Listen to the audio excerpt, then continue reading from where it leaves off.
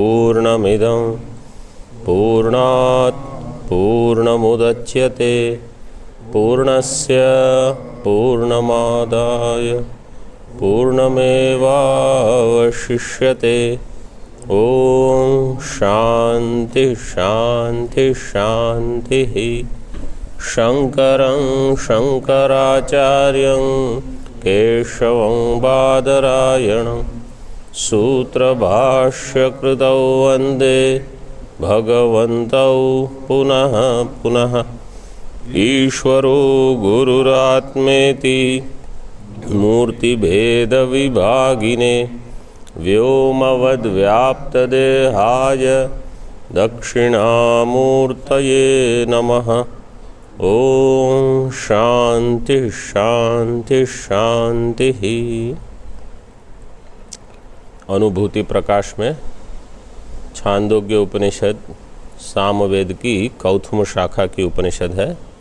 इसके 6ठे अध्याय का यहाँ विद्यारण्य स्वामी जी ने विवरण किया है।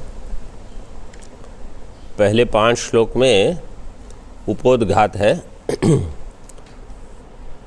श्वेतकेतु और उसके पिता आरुणि उद्दालक उनका संवाद और वेदांत की प्रतिज्ञा, एक विज्ञान से सबका विज्ञान, एक विज्ञानेन सर्व विज्ञानम। तो उसमें दृष्टांत दिया मृत, लोह और सुवर्ण का। अब आगे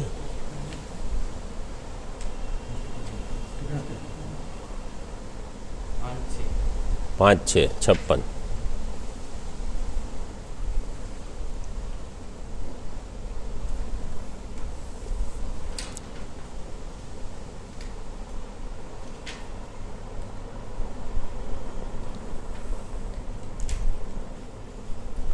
अब आगे देखो 6ठा श्लोक।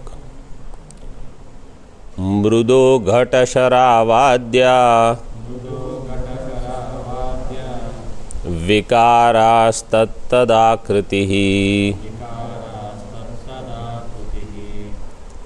मृद्बोधात् बुध्यते नेति यदुच्येतन बुध्यताम्। मृदो घटशरावाद्या विकारास्तत्तदाकृतिः मृद्बोधात् बुध्यते नेति यदुच्येतन बुध्यताम्। मिला। मृदः पंचमी है, मृत्तिका से। मृदः घटशरावाद्याः। अब देखो, एक के ज्ञान से सबका ज्ञान हो जाएगा, ये बताया। ये वाक्य जो है इसमें प्रश्न होगा, एक के ज्ञान से सबका ज्ञान कैसे हो सकता है? जैसे पहले कहा ऋग्वेद के ज्ञान से यजुर्वेद का ज्ञान नहीं होता। तो लौकिक संबंध में, व्यवहार में तो ये देखा नहीं जाता। तो अब यहाँ क्या कहते हैं कि उपादान कारण से जो ज्ञान होता है उसमें सारी चीज़ों का उपादान एक है, ये आपको पता चल जाएगा।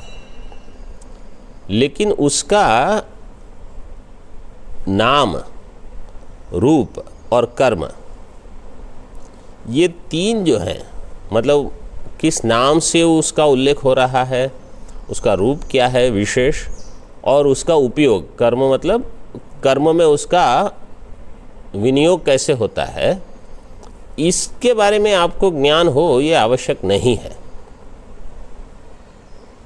ये महत्वपूर्ण चीज़ समझ लेनी है। मतलब नहीं तो हमको लगेगा कि मुझे ब्रह्म का ज्ञान हो गया, ये सब ज्ञान नहीं हो रहा है, इसलिए अभी तक मुझे ब्रह्म का ज्ञान नहीं हुआ है। ये भी गलत समझ हो सकती है।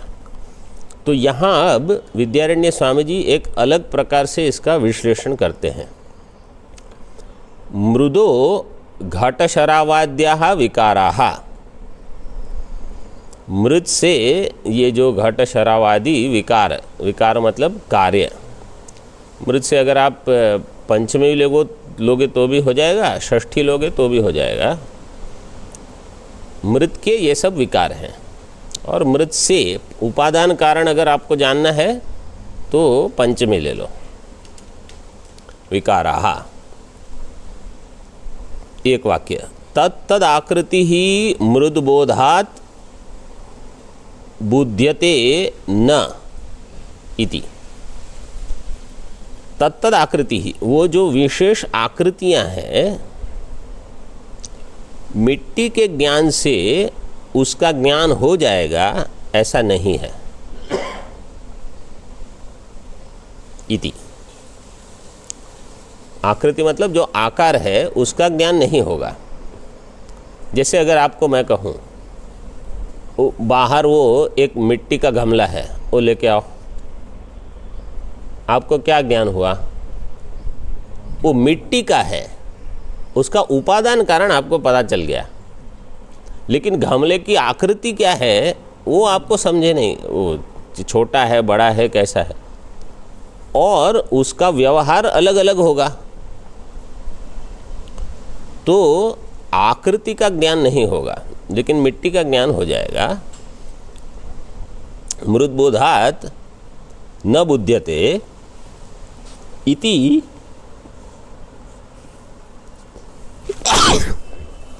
यद उच्येत।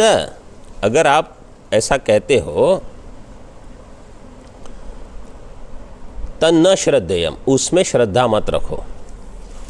मतलब पूर्व पक्ष अगर ये कहता है कि इससे सबका ज्ञान तो नहीं हो रहा है, मिट्टी से सारी आकृतियों का ज्ञान नहीं हो रहा है, तो इसका कारण आपकी प्रतिज्ञा में व्यभिचार है, भंग हो रहा है कि एक के ज्ञान से सबका ज्ञान हो जाएगा, वो नहीं हो रहा है।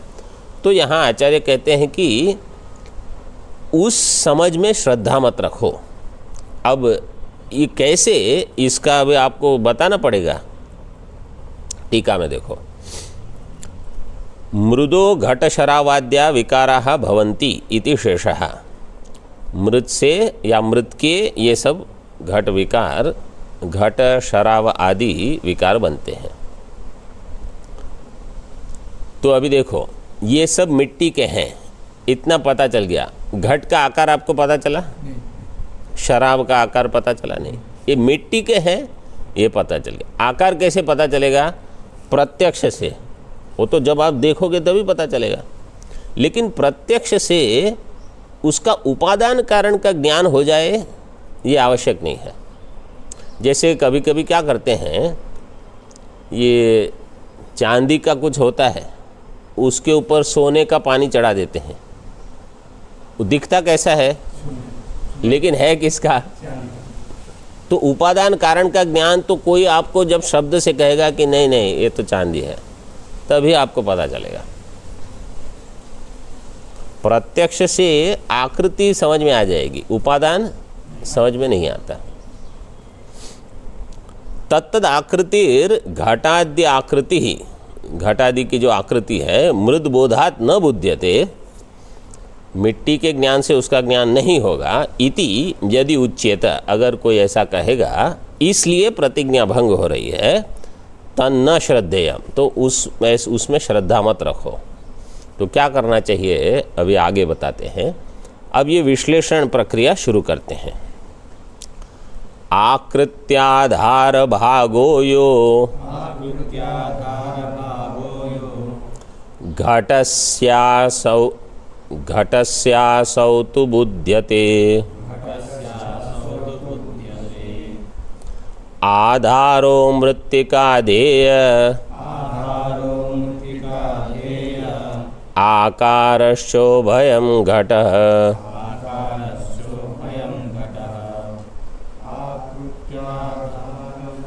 आकृत्याधार भागो यो घटस्यासौ तु बुध्यते।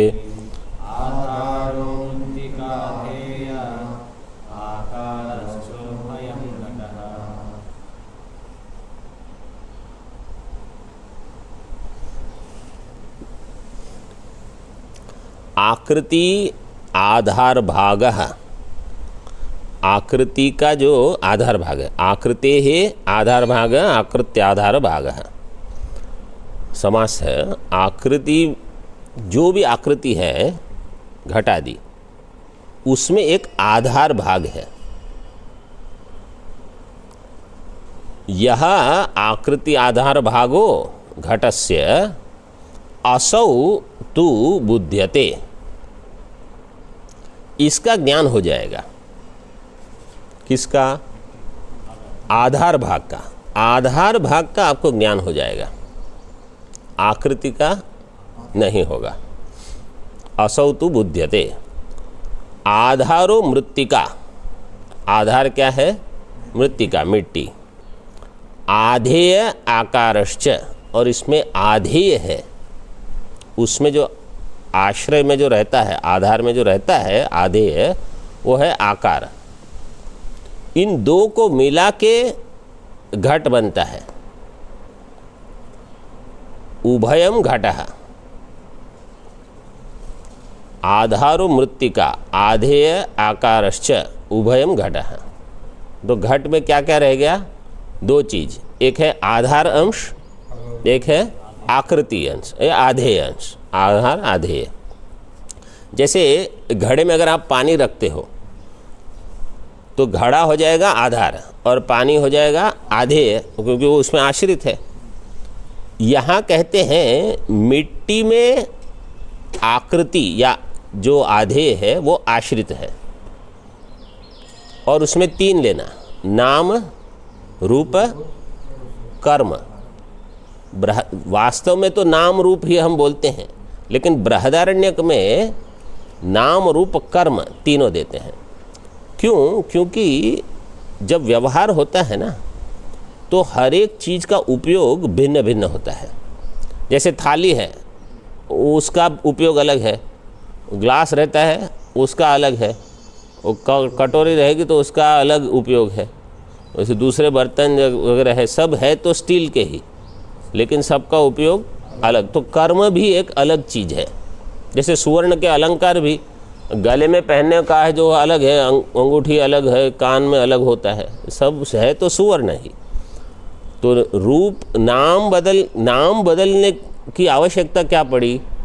क्योंकि उनका कर्म अलग है, इसलिए नाम अलग अलग दिए जाते हैं। तो घट में अभी दो चीज हो गई, आधार आधेय। आधार अंश मृत्तिका, आधेय अंश नाम रूप कर्म। और आकृति का जो आधार भाग है, आकृति मतलब आकृति जो आधेय है,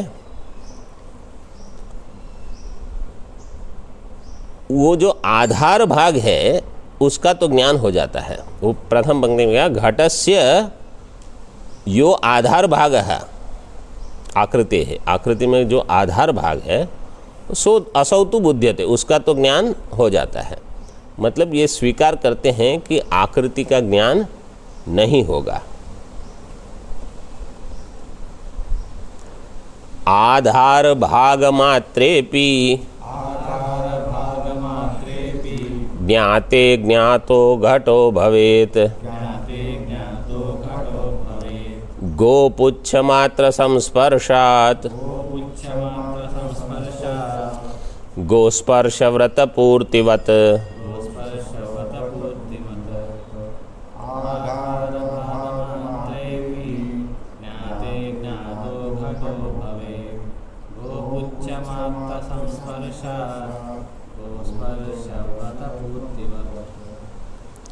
आधार भाग मात्रे ज्ञाते अपि,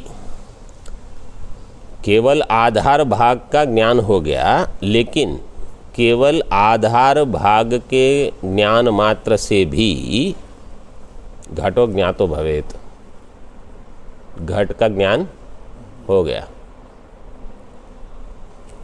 पूर्व श्लोक में क्या स्वीकार किया कि केवल आधार का ज्ञान होगा, आकृति का ज्ञान नहीं होगा। यहाँ क्या कहते हैं, केवल आधार के ज्ञान मात्र से आप कह सकते हो कि घट का ज्ञान हो गया।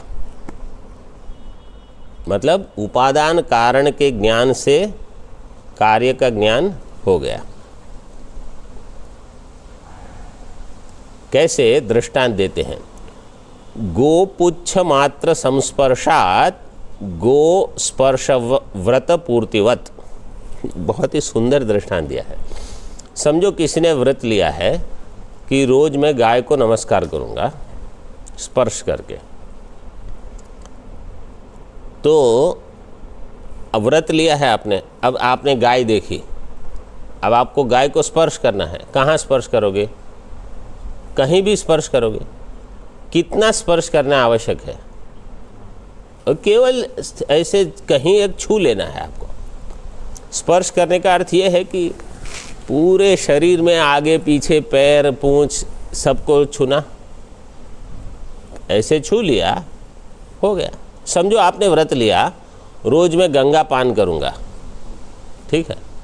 कितना गंगा पान करना है? एक बूंद पानी लिया तो गंगा पान। आप कहोगे पूरी गंगा का पान जब तक नहीं किया तब तक व्रत पूरा नहीं हुआ। तो कब होगा? कभी नहीं होगा।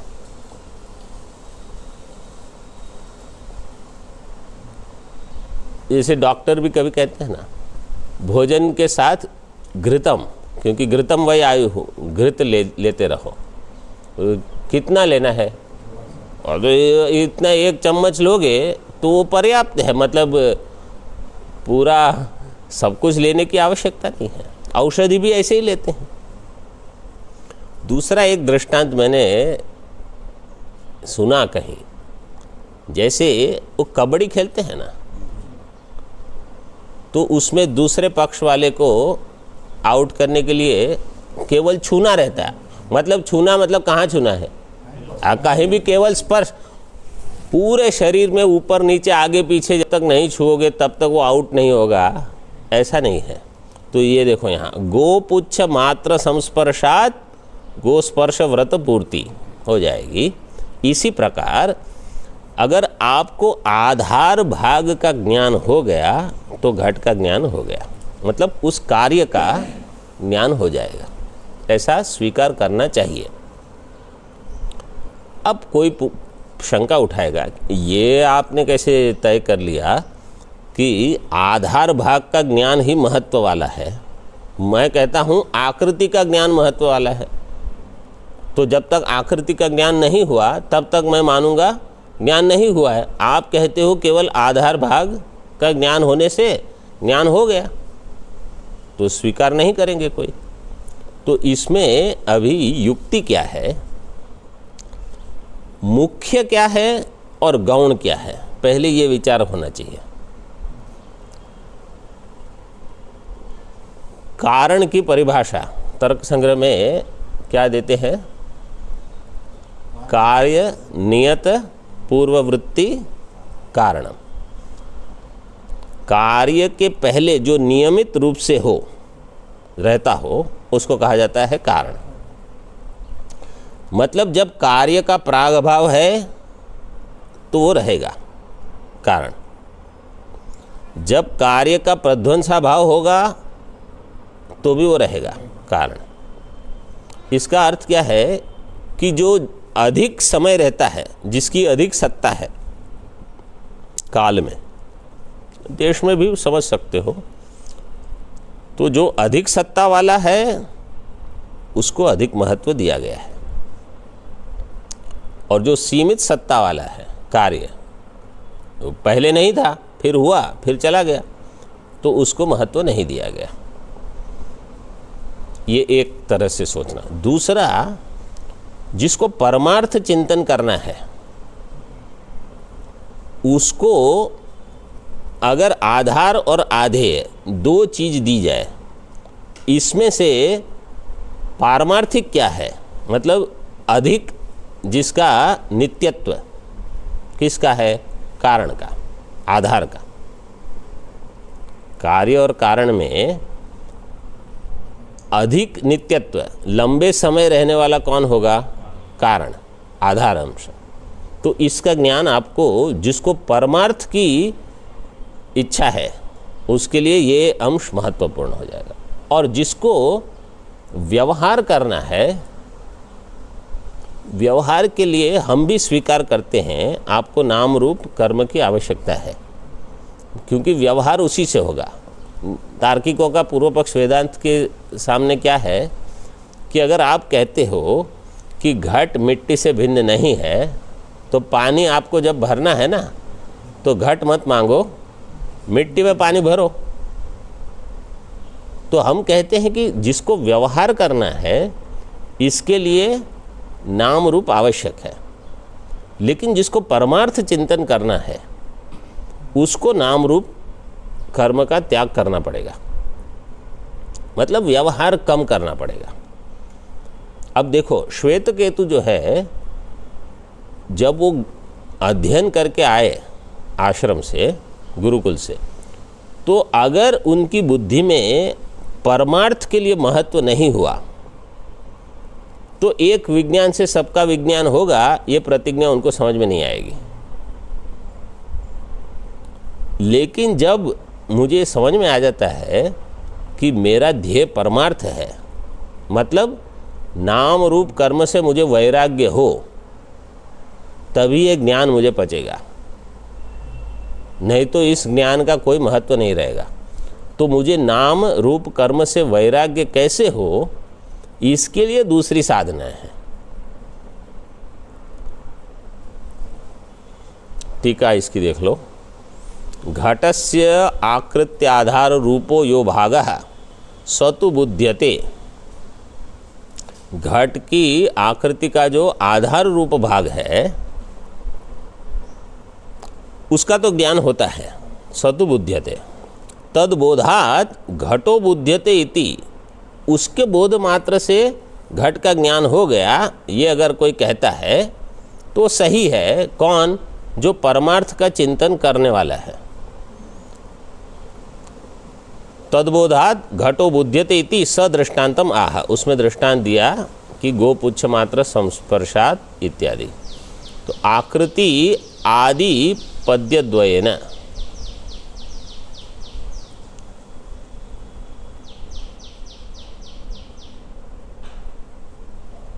ये 7वां और 8वां श्लोक, इसमें ये आ गया।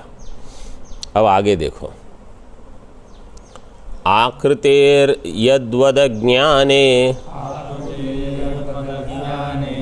घटाज्ञानं त्वयोच्यते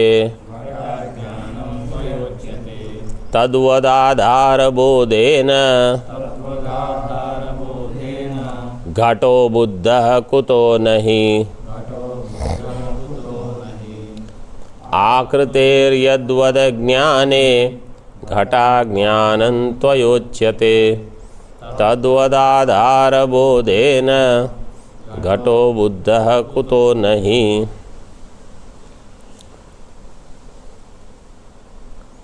आकृतेः यद्वद ज्ञाने, इधर आ जाओ। आकृतेः यद्वद ज्ञाने घट अज्ञानम त्वया उच्यते तद्वद आधार बोधेन घटो बुद्धः कुतः न।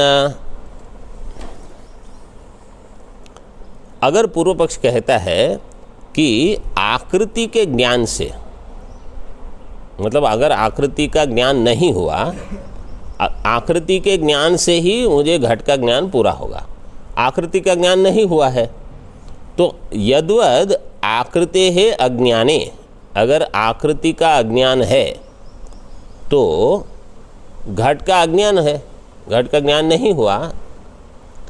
घटाज्ञानम त्वया उच्यते, अगर पूर्व पक्ष कहेगा क्या कि आकृति का अज्ञान होने से अभी मुझे घट का अज्ञान है, घट का ज्ञान नहीं हुआ है, तो गुरु कहते हैं कि आधार के ज्ञान से तुम ज्ञान को स्वीकार क्यों नहीं करते। अगर आकृति के अज्ञान से तुम अज्ञान स्वीकार करते हो तो क्या कहते हैं, आधार के ज्ञान से तुम ज्ञान स्वीकार कर लो। तद्वद आधार बोधे न घटो बुद्धः कुतो नहीं, क्यों ऐसा क्यों नहीं कहते। तो इसमें जैसे अभी हमने विचार किया कि दो अंश जब होते हैं, आधार अंश और आधेय अंश, आकृति अंश, तो इसमें परमार्थ चिंतन करने वाले के लिए आधार महत्व है एक, और दूसरा वो अधिक समय तक है, क्योंकि कार्य के प्रागभाव के पहले प्रध्वंसाभाव के पश्चात कारण बना रहता है। इसीलिए कार्य को अब कहेंगे वाचारंभण। आकृतेरिति पूर्वार्धस्य आकृति ज्ञाने घट ज्ञानम इति फलितो अर्थः। इस श्लोक में जो पहले बताया गया कि आकृति के ज्ञान से ही घट ज्ञान होगा, अगर कोई पूर्व पक्ष कहेगा, ये उसका अर्थ है। तो अगर आप ऐसा कहते हो तो ऐसा नहीं है। क्यों? आधार के बोध से भी घट का ज्ञान हो जाता है, ऐसा तुम क्यों स्वीकार नहीं करते?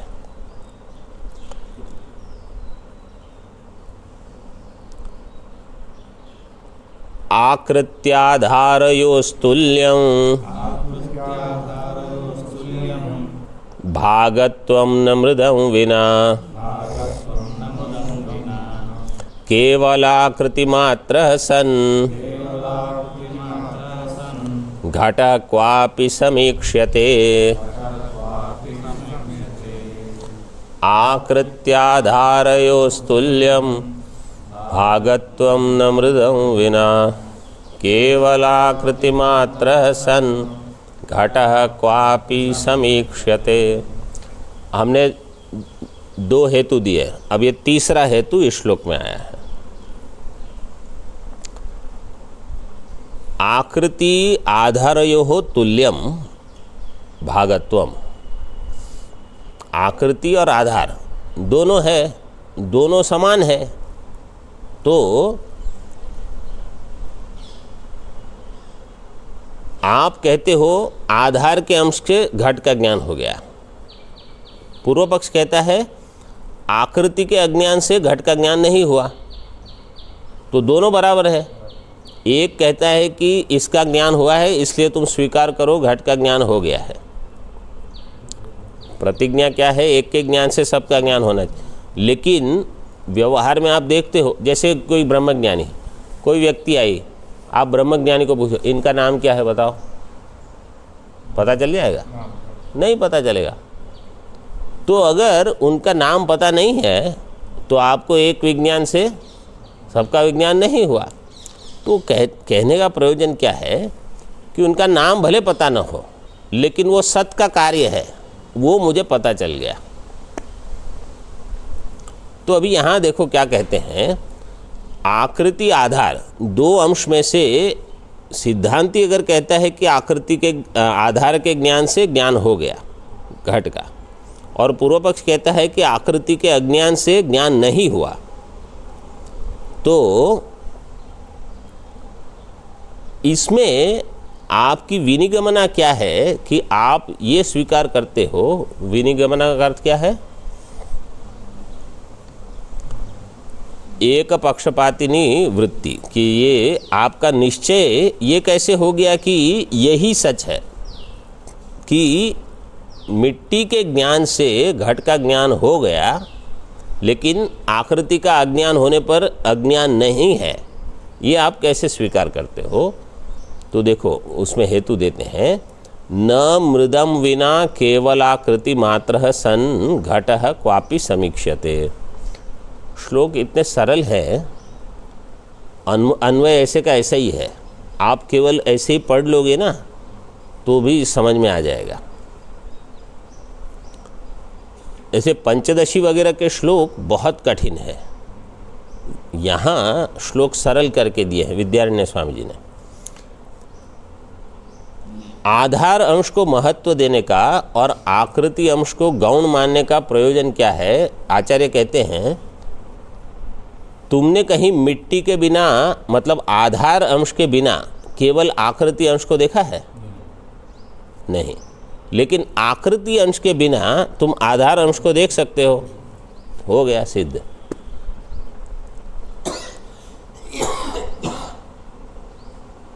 मृदम विना केवल आकृति मात्र सन घटः न क्वापि समीक्ष्यते। मिट्टी के बिना केवल आकृति वाला घट कहीं पर भी नहीं देखा गया। लेकिन बिना आकृति के मिट्टी देखी जाती है।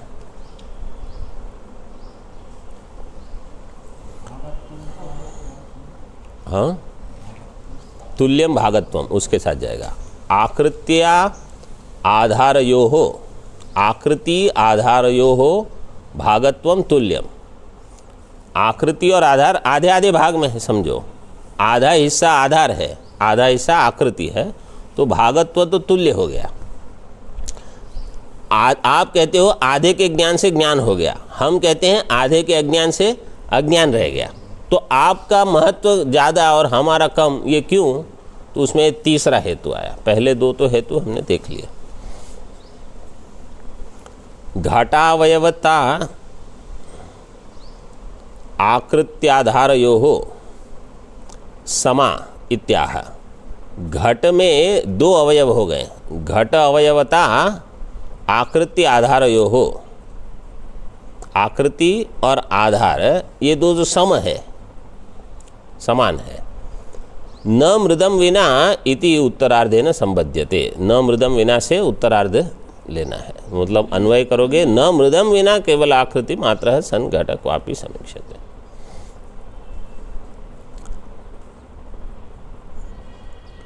अब टीका देखो, मृद्रूप अगले की मृद्रूप। अच्छा, यहाँ से अभी 11वें श्लोक से वाचारंभण की प्रक्रिया शुरू करते हैं कि वाचारंभण का अर्थ क्या है।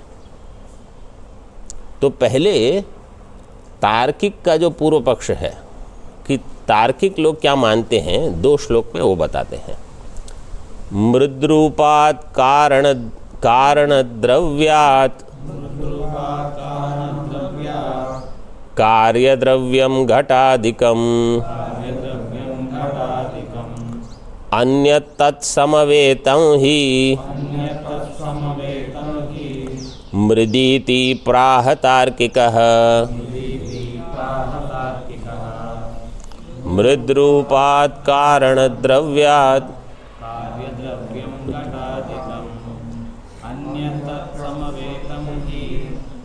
मृदीति प्राह तार्किकः। वैसे जो प्रथम पाद है ना, 8 ही अक्षर है। मृद रूपात कारण द्रव्यात, लेकिन इसमें इतने सारे संयुक्त अक्षर है तो ऐसा लगता है कि प्रथम पाद 8 से अधिक है, लेकिन है 8 ही। तार्किक क्या कहते हैं? तार्किकः प्राह मृद्रूपात कारण द्रव्यात कार्य द्रव्यम घटादिकम अन्यत। वो क्या कहते हैं? मृद्रूप जो कारण द्रव्य है, हाँ कारण द्रव्य है, उससे कार्य द्रव्य भिन्न है, घटादि। और वो घटादि कारण में कैसे रहते हैं?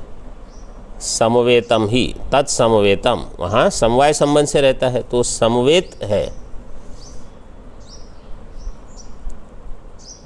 तत्समवेतम ही मृत इति। घट से समवेत, घट जो है वो मृदी समवेतम, कार्यम मृदी समवेतम।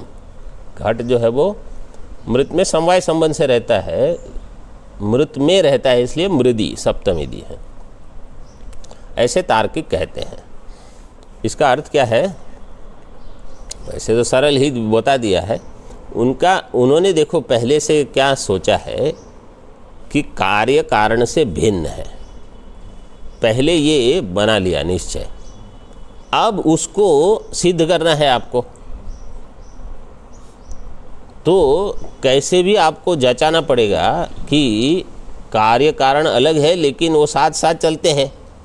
क्योंकि अगर कोई कहेगा कि ठीक है सुवर्ण और अलंकार है, मैं सुवर्ण रखता हूँ, आप अलंकार ले जाओ, तो आपको क्या मिलेगा? कुछ नहीं मिलेगा। तो उनका कभी क्या कहना है कि दोनों साथ रहेंगे, दो अलग है लेकिन साथ में रहेंगे। तो इसके लिए समवाय की कल्पना की। फिर तो समवाय केवल उनका ही है। वेदांत वगैरह उपनिषद में कहीं समवाय संबंध का कोई स्वीकार नहीं करते हम। और वो भी कहते हैं समवाय भी कैसा है, नित्य है। हमारे यहाँ ब्रह्म को छोड़ के और कुछ नित्य नहीं, वो समवाय संबंध से वहाँ रहता है, समवेतम मृदि में। इति तार्किकः प्राह। टीका मृद रूप कारण द्रव्याद घटादि कार्यम भिन्नम, वो भिन्न है कार्य। यतः चूँकि ऐसा है, तद घटादि कार्यम मृदि समवेतम इति तार्किक मतम आह। ये तार्किकों का मत है, आप परिचित है। 7 द्रव्य मानते हैं, 7 पदार्थ मानते हैं, 9 द्रव्य मानते हैं। और इनमें तो एक जो समवाय नाम का पदार्थ है, वो द्रव्य के साथ गुण क्रिया जाति ये सब समवाय संबंध से वहाँ रहते हैं, ऐसे मानते हैं। अगला श्लोक भी जो है वो भी तार्किक मत का ही है। पहले टीका थोड़ी देख लो। घटो मृदो भिन्नो न तद भिन्नत्वेन अप्रतीयमानत्वात्। घटो मृदो भिन्नो न तद भिन्नत्वेन अप्रतीयमानत्वात्। घट मिट्टी से भिन्न नहीं है। मृदः पंचमी, मिट्टी से, घट मिट्टी से भिन्न नहीं है। क्यों? भिन्नत्वेन उसकी प्रतीति नहीं होती, मिट्टी से भिन्न घट की प्रतीति नहीं होती। अप्रतीयमानत्वात्। यथा स्वस्माद् भिन्नत्वे न अप्रतीयमानो घटः स्वस्माद् भिन्नो न भवति। जैसे घट, स्व से ले लो घट, स्वस्माद् भिन्नत्वेन अप्रतीयमानः। घट अपने आप से भिन्न प्रतीत नहीं होता, इसी प्रकार घट मिट्टी से भिन्न प्रतीत नहीं होता। ये दृष्टांत दिया है। यथा स्वस्मात् भिन्नत्वेन अप्रतीयमानो घटः स्वस्मात् भिन्नो न भवति, तस्मात् मृदः भिन्नत्वेन अप्रतीयमान घटः मृद भिन्नो न भवति। तथा च अयम, ये आगे आपका तथा च अयम क्या है? उपनय। तस्मात् तथा निगमन, ये अभी आप दूसरे पार्ट में आएगा। ये तथा च अयम तस्मात् तथा, तथा च अयम तस्मात् तथा, ये आपको पता है फ़ोन में सबको। तथा च अयम है उपनय और तस्मात् तथा निगमन। तो पहले प्रतिज्ञा दे दी, देखो, घटो मृदो भिन्नो न तद भिन्नत्वेन अप्रतीयमानत्वात्। तो घटो मृदो भिन्नो न, ये हो गई प्रतिज्ञा। तद भिन्नत्वेन अप्रतीयमानत्वात्, ये हो गया हेतु। फिर यथा करके जो है वो हेतु का ही विवरण कर रहे हैं, मतलब दृष्टांत उदाहरण दे दिया है, लेकिन इस प्रकार से दिया है।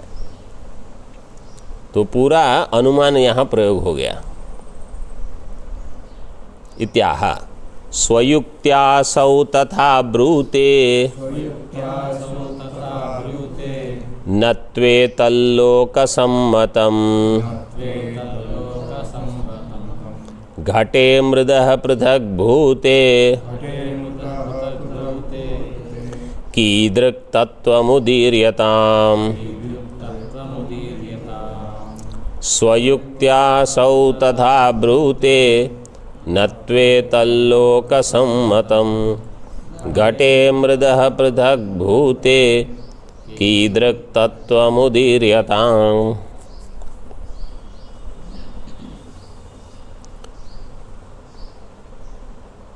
स्वयुक्त्या असौ तथा ब्रूते, असौ तथा स्वयुक्त्या ब्रूते। असौ कौन?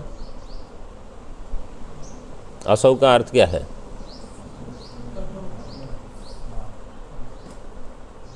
उसमें पंक्ति पंक्ति देखो, पंक्ति। फोन वालों, असौ का अर्थ क्या है?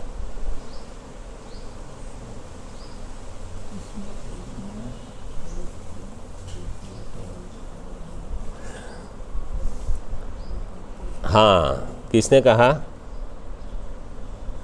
तार्किकः, असौ का अर्थ है तार्किकः। हाँ, असौ का अर्थ है तार्किकः। पूर्व श्लोक में दिया है ना तार्किकः। असौ तथा ब्रूते, असौ तार्किकः तथा स्वयुक्त्या ब्रूते, ये अपनी युक्ति से बोलते हैं तार्किक। न तो एतद लोकसम्मतम, ये लोकसम्मत। देखो तार्किक की जो समझ है कि घट भिन्न है, मिट्टी भिन्न है, ये लोक में ही सम्मत नहीं है। दार्शनिक लोग तो कहाँ इसका स्वीकार करेंगे। न तो एतत् लोकसम्मतम, क्यों? घटे मृदः पृथक भूते कीदृक् तत्वम उदीर्यताम। ये बताओ हमको, घट अगर मृत से भिन्न है, घटे मृदः पृथक भूते कीदृक् तत्वम, तो क्या, किस प्रकार का वो तत्व है बताओ। अगर वो मिट्टी से भिन्न है तो क्या है?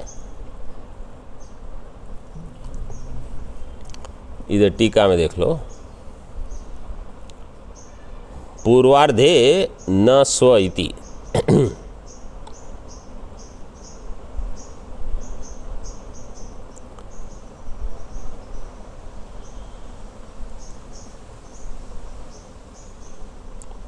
पूर्वार्धे न नहीं, पूर्वार्धेन, पूर्वार्ध से स्वयुक्त्या असौ तथा ब्रूते, स्वयुक्त्या इति। मृदी घट इत्यादि प्रतीति अन्यथानुपपत्ति रूपया।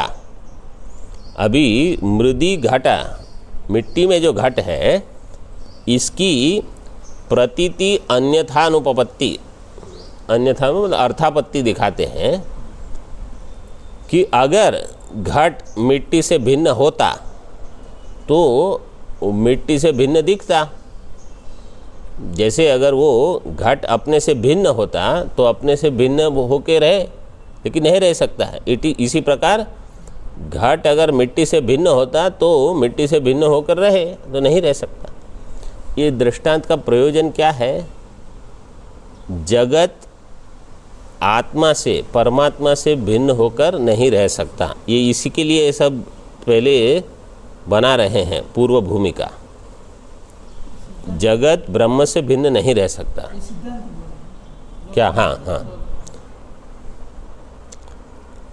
जगत ब्रह्म से भिन्न नहीं रह सकता। इसी प्रकार मैं चैतन्य स्वरूप हूँ। ये जो स्थूल शरीर, सूक्ष्म शरीर, कारण शरीर इत्यादि हैं, ये सत ब्रह्म, चैतन्य ब्रह्म के बिना इनकी कोई कीमत नहीं। तो इसलिए जब हम व्यवहार करते हैं, जब ये चल रहा है, नहीं तो फिर गंगा,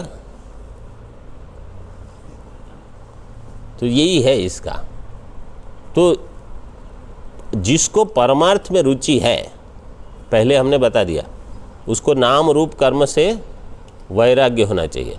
तो किस नाम रूप कर्म से मुझे वैराग्य हो?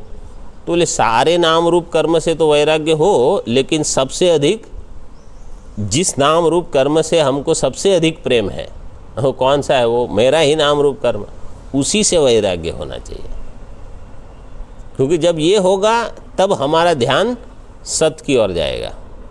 जैसे घट से मेरा ध्यान मिट्टी की ओर तब जाएगा जब घट नाम रूप कर्म से मुझे वैराग्य होगा। तो इसी प्रकार शरीर जो है, स्थूल शरीर, सूक्ष्म शरीर इत्यादि से जब तक मुझे वैराग्य नहीं होगा, ब्रह्म की ओर ध्यान नहीं। मतलब मैं पढ़ लूँगा, मैं अच्छे से पढ़ा दूँगा, युक्तियाँ भी बता दूँगा, किसी को समझ में नहीं आता है तो मैं समझा दूँगा, लेकिन मेरी जो वृत्ति रहेगी वो देहात्म में ही रहेगी।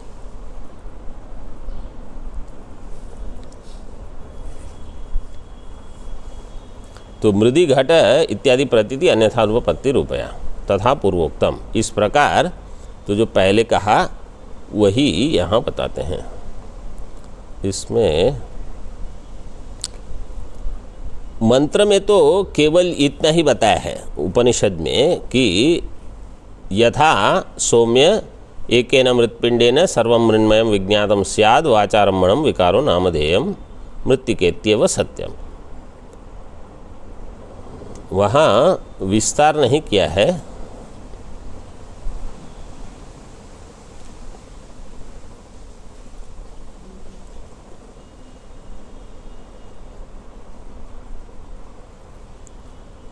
मुख्य इसमें अच्छा और एक चीज़ यहाँ जैसे बताते हैं कि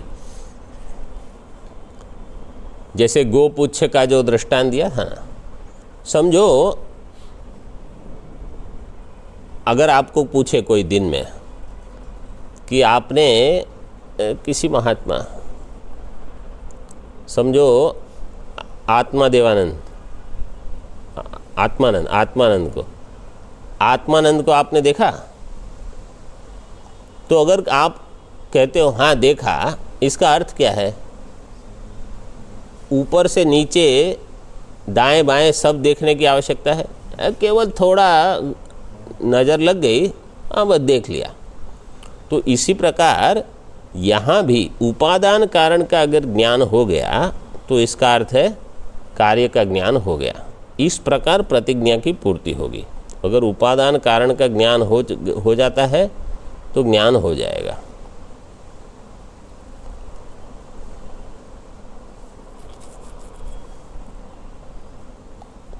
तो ये जब ही होगा जब हम कार्य को कारण से स्वतंत्र नहीं मानेंगे और वाचारंभण मतलब उसको वाणी का ही एक प्रकार का विकार मानेंगे, तभी।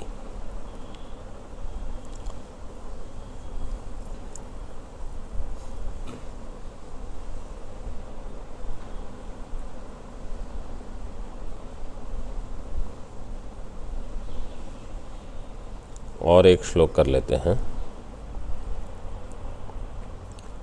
वाचैवारभ्यते किं वा पृथगानीयते वद। वाचैवारभ्यते तत्त्वं किंचिन्न स्यात् खपुष्पवत्। वाचैवारभ्यते किं वा पृथगानीयते वद। वाचैवार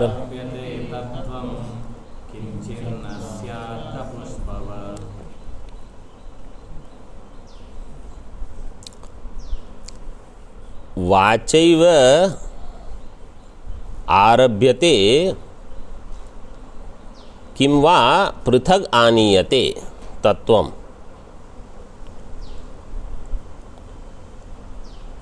इसका तत्व क्या है, ये प्रश्न करते हैं सिद्धांती पूर्व पक्षी को, कि जो वाणी से शब्द से कहा जाता है, आरभ्यते का अर्थ है उसका आलंबन लेता है, क्या वही इसका तत्व है या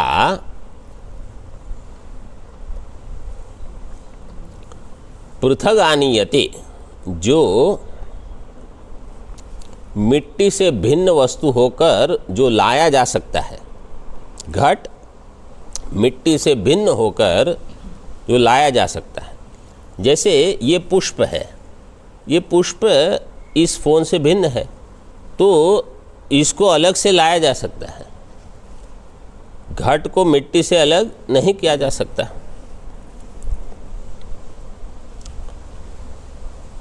तो वाचैव आरभ्यते किं वा पृथग आनीयते, ये दो में से तत्व क्या है, तत्व का अध्ययन कर लेना, क्योंकि वो दूसरी पंक्ति में दिया है। वद, ऐसा बताओ।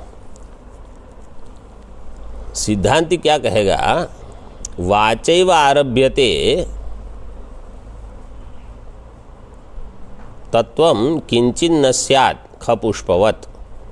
ये जो घट है वो केवल वाणी का ही आलम्बन है, क्योंकि वो पृथक तो नहीं लाया जा सकता। तत्वम किंचित न स्यात्, उसमें वास्तविक तत्व कुछ नहीं है। कैसे? जैसे खपुष्प, जैसे गगनारविंद, आकाश में जो कुसुम है। इसका विस्तार हम अगले इसमें करेंगे, क्योंकि ये पूरा वाचारंभण का विषय बढ़ाएंगे। ओम पूर्णमदः पूर्णमिदं पूर्णात् पूर्णमुदच्यते पूर्णस्य पूर्णमादाय पूर्णमेवावशिष्यते। ओम शांति शांति शांति। शंकरं शंकराचार्यं केशवं बादरायणं सूत्रभाष्यकृतौ वन्दे भगवन्तौ पुनः पुनः। ईश्वरो गुरुरात्मेति मूर्तिभेदविभागिने व्योमवद्व्याप्तदेहाय दक्षिणामूर्तये नमः। ओम शांति शांति शांति।